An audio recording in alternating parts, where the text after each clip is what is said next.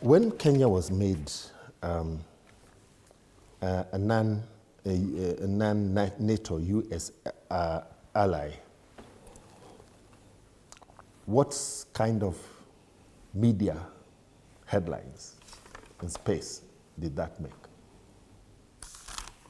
Locally? Locally, internationally, right? The US, since President Trump came to power, has made a lot of huge, monumental, fundamental pronouncements. The US decided to stop funding WHO. The US has decided to stop funding the UN. The US, under President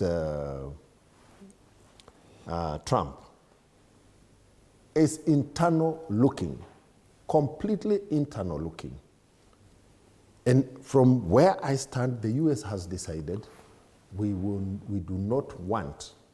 to cut down as much as possible US expenditure globally. I would look at what were the implications of Kenya's status as a major non-NATO ally in the US, in terms of the benefits that then the US was conferring on Kenya and their financial implications on the US, and now the already established pattern by the current US administration in terms of withdrawing US financing globally, including USAID, WHO, and the UN.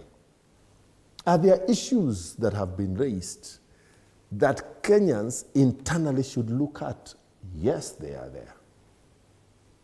And these are issues that have been on our lips for quite some time, including on the president's lips. The questions of abductions, the questions of police brutality. But let us remember that in this country, we did put up IPOA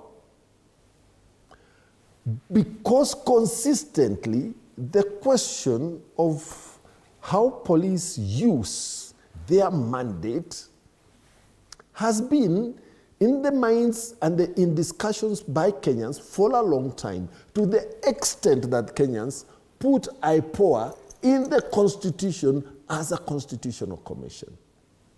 So on the question of probing police application of their mandate, this is nothing new that the US will be telling us.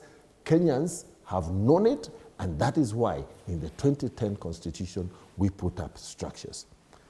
I wish the US was giving us some support, capacity building, enhancing support for IPOA, which is the national organ, constitutional organ, to have a go at this area so that we can be able to transform our police from the colonial legacy of a police force to a police service. We are still in the process. A lot of work needs to be done. I wish we were receiving support in that area. Okay. Senator, on the question of abductions, this has remained a mystery. And the best mystery was the abduction of our colleague, Koibori, a person who is provided with security by Kenyan taxpayers, yet a bodyguard, vehicles, yet gets abducted in a church, apparently abducted. So I hope this could also bring out the mystery surrounding the abduction of Koibori also. Okay, thank you, Mathenge. Senator, yes, we may very easily dismiss this as an internal US matter, that yes, they are being protectionist, they